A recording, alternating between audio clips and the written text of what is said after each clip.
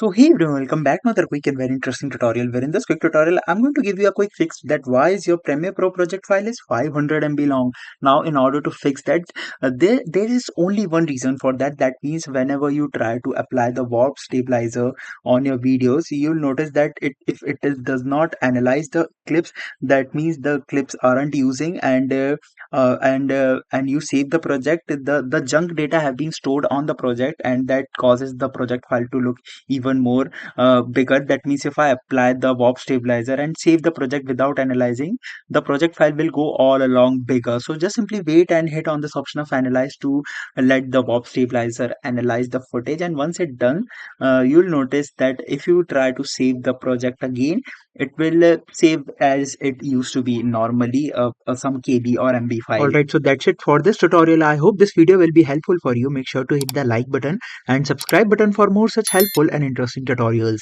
See you in the next one. Take care.